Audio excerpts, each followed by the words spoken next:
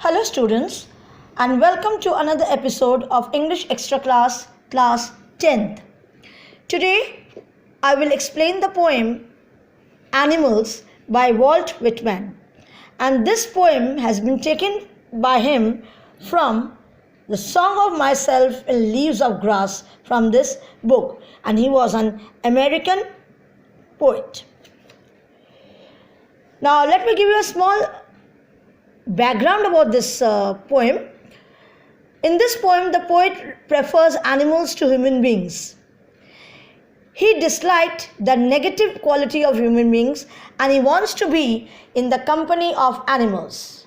In short, the poet is trying to tell us the difference between animals and human beings. Before we start with the explanation, let me tell you there are no rhyming scheme.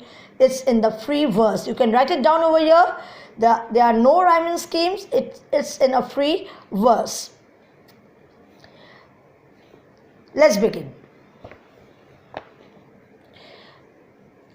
The poet tells us that he feels more at home with animals than humans, whom he finds complicated and false. So the very first line tells us about what does the poet thinks about animals and human beings. In the first place, he thinks animals to be very friendly, someone who is very close to heart, and on the other hand, he feels human beings who are always complicated and who are always false. First answer. I think I could turn and live with animals. They are so placid and self-content. I stand and look at them long and long. So these three lines are telling us what are the poet's reaction or how does the poet feel on seeing animals. First of all, he says, I think I could turn and live with one. So he thinks animals are more preferable to live with than human beings. And why? Because they are so placid and self-contained. Placid means calm. Self-contained means peaceful. They are always busy with themselves and they do not share and interact with others. They do not share their sorrows, their happiness, whatever emotions they are having. Even animals do have emotions, but they don't share it with others. So here is a contrast between human beings and animals. Human beings, for all situations, in all emotions, they feel like sharing with others. Sometimes negative and sometimes positive. Whereas animals, they do not share and interact with others.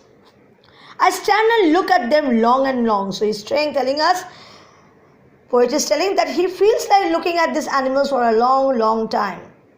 Because of this placid nature, because of this self-content nature. They are satisfied with themselves. They are busy with themselves.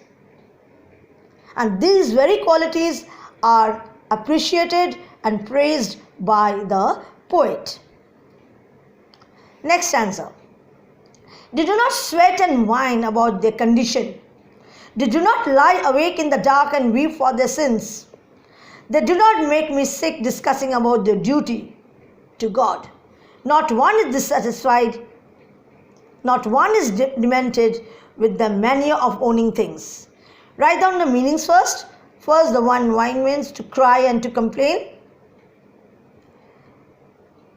Demented means behaving irrationally. Mania means craze or to be crazy about something. So the first line says, they do not sweat and whine about their conditions. Like human beings, they are always crying that I don't have this, I don't have a car, I don't have a big house, I don't have money, I don't have good clothes. This is an everyday drama of human beings. But animals, they do not whine, they do not sweat, they do not cry. They may not be having many things in their life, but they don't cry and they don't complain about their condition. They do not lie awake in the dark and weep for the sins. Human beings, if they are doing something wrong, they say sorry.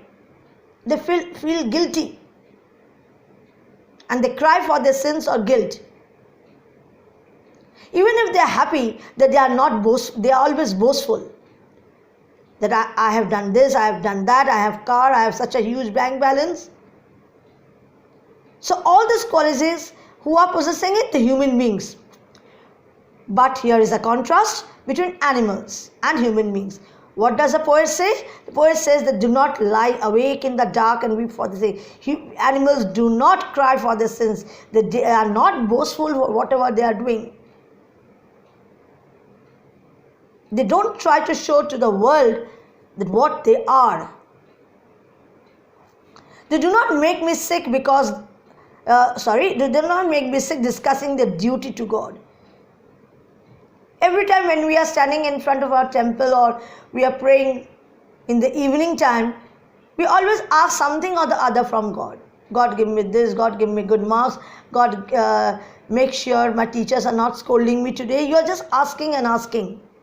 And you are discussing with God about your problems. But animals do not do that. They do not make the poet, they are not making the poet sick by discussing about their duty, their problems to God.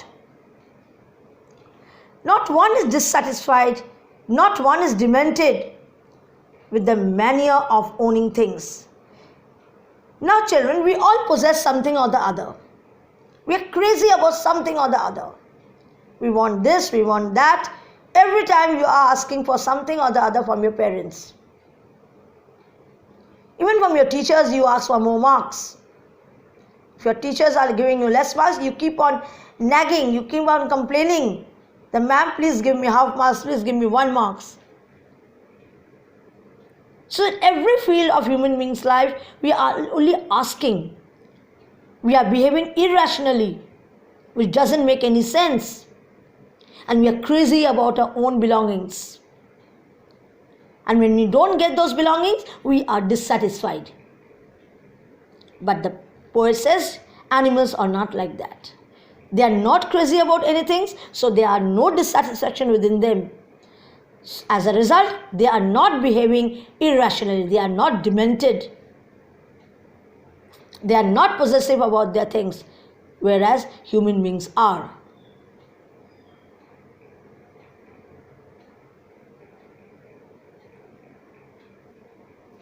Next, no one kneels to another, not to his kind that lived thousands of years ago. Not one is respectful or unhappy over the whole earth.